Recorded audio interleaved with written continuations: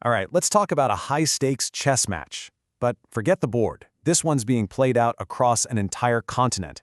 We're talking about South Asia, where the rivalry between India and China is basically forcing every single nation into a tricky balancing act. Today, we're going to break down how this geopolitical dance is completely reshaping the region, right in what India considers its own backyard. So really, this whole thing boils down to one really crucial question. I mean, just put yourself in India's shoes for a second. What do you do when your friends, your neighbors you've known for decades, start getting a little too cozy with your biggest rival? It's a really tough spot to be in, right? And that is the exact dilemma India's facing right now. Okay, so first up, a shadow over the neighborhood. Before we dive into the nitty-gritty, let's just zoom out for a second and get the big picture. We need to understand the huge shadow this competition casts and how China's growing reach is, well, basically changing the entire map. Yeah, and this is way more than just a few isolated deals here and there. What we're actually seeing is a complete rewiring of the politics of the entire region. Think of it like a geopolitical tightrope walk. With every single dollar China invests, with every new deal it signs, these smaller nations are basically forced onto this incredibly delicate tightrope, just trying their best not to lean too far one way or the other and fall into either giant's camp. All right, a tour of regional worries. So what does all this pressure actually look like on the ground? Let's do it. Let's take a quick tour of the neighborhood and see exactly how this dynamic is playing out, country by country. Okay, first up, Bangladesh. Now, China is making its presence known here in a big way, mostly through its Belt and Road Initiative, that massive global infrastructure project. They're pouring tons of money into things like ports and bridges. Now, if you're India, this is, well, it's pretty worrying. Because that new economic muscle China is flexing, it complicates already super thorny issues, like long-standing disputes over sharing river water and handling migration. Next, let's head over to Nepal. Here, the shift feels a lot more strategic. China is funding big projects, diplomatic ties are getting warmer, but the real alarm bell for India, that went off in 2020. That's when Nepal actually redrew its official map to include territory that India also claims. A move like that, wow, that's a direct challenge to India's long-standing role as Nepal's #1 ally. And then you've got Sri Lanka, where China's footprint is just undeniable. The poster child for this? The massive Hambantota port. It was funded by China, and now it's effectively controlled by China. For New Delhi, this is pretty much a nightmare scenario. You've got a critical island nation being pulled firmly, and I mean firmly, into Beijing's orbit. So what does India do? Well, it's scrambling to offer its own projects, but honestly, it's playing a very, very tough game of catch-up.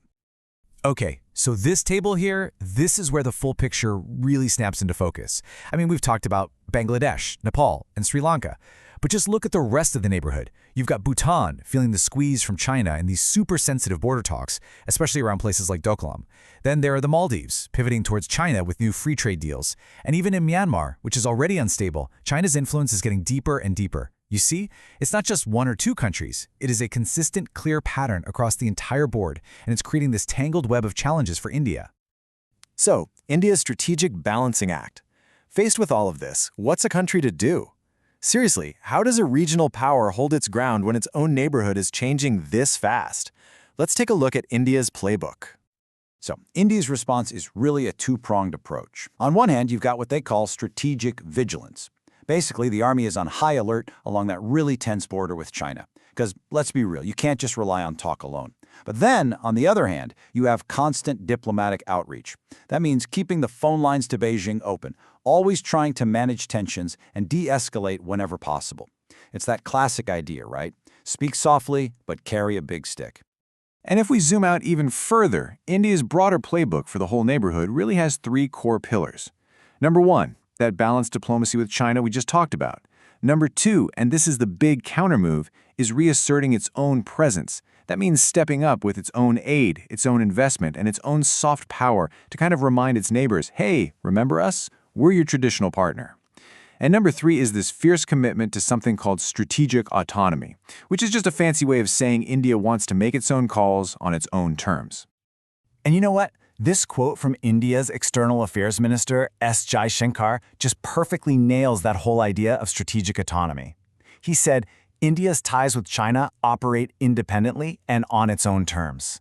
That's it. It's such a clear message to the rest of the world, right? It's basically New Delhi saying, We play by our own rules. We're not going to have our foreign policy dictated by Washington or Beijing or anyone else for that matter. So we've looked at the challenge, and we've looked at the response. What's the bottom line here? Well, we're looking at a whole new regional reality. And it's messy, it's complicated, and honestly, it's probably here to stay. And the real takeaway here isn't about trying to pick a winner. This isn't some simple story where nations are choosing Team India or Team China. No way. The reality is much more like a constant, fluid recalibration. Every single nation in this region is on that tightrope we talked about earlier, and they are perpetually, constantly adjusting their balance, just trying to navigate the powerful gravitational pulls of these two giants. And so, all of this leaves us with the big, unanswered question, doesn't it? In a geopolitical dance this complex, this delicate, can the balance actually be maintained? Or is just one wrong step destined to send the entire region spinning into a much more turbulent, much more unpredictable future? That right there is the question on everyone's mind.